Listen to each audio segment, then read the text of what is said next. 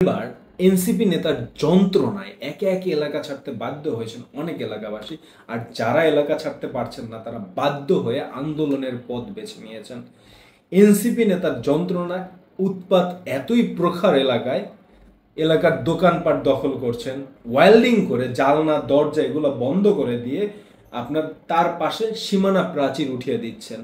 যন্ত্রণা এতটাই বেশি, চাঁদাবাজিতে মানুষ ভয়ে দোকান খুলতে পারছেন না। এনসিপি নেতার এই উৎপাত নিয়ে সংবাদ সম্মেলন বা আরো বিভিন্নভাবে তাদের নেতাদের সাথে বৈঠক করে তাদেরকে বিভিন্নভাবে বুঝিয়ে এই জিনিসগুলোকে সমাধান করার এলাকাবাসী চেষ্টা করার ফলে উৎপাত আরো বেড়ে যায়। তারই প্রেক্ষিতে আজকের বাধ্য হয়ে সুনামগঞ্জে এই আন্দোলন করতে এলাকাবাসী বাধ্য হয়ে নেমেছেন। চিন্তা করতে পারেন, এনসিপি একটা ছাত্র জনতার নতুন একটা দল, তার নেতারা কি বেসিসে নেতা হয়েছেন তারই কোনো গ্যারান্টি নেই। তারা এখন এলাকাবাসীকে এমন উৎপাত করছেন যে তারা মনে হয় দেশের হুমড়ি তুমড়ি। আর যে লোক উৎপাত করতেছেন মানে তিনি হলেন গিয়ে এনসিপির সুনামগঞ্জের জেলা যুগ্ম সমন্বয়ক স্বপন। তার নাম স্বপন। কি স্বপন? আমি বলি আতাউর রহমান স্বপন তার নাম।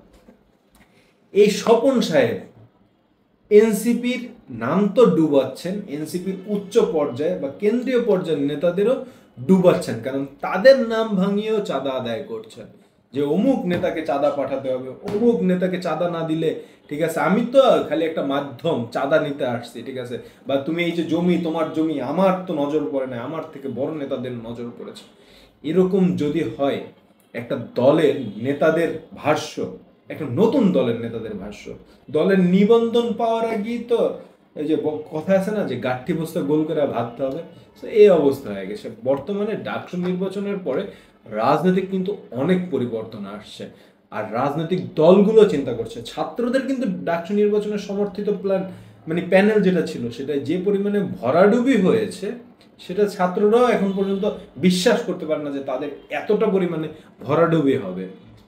ইভেন তাদের যে দল ছেড়ে এসে এই ছেলেটা কি জানি নির্বাচন করছে, ওর নামটা আমার মনে নাই, ও নির্বাচনে আসছিল, বাট পরে গিয়ে আপনার চলে গেছে আরেকজনকে সমর্থন দেওয়া যে না, কিন্তু দল থেকে কিন্তু বহিষ্কারও হয়ে গেছে আচরণ ভঙ্গের দায়ে, ঠিক আছে। সো এরকম অবস্থায় এনসিপির জাতীয় রাজনীতিতে কতটা ভরাডুবি হবে সেটা হয়তো আপনিও আন্দাজ করতে পারছেন।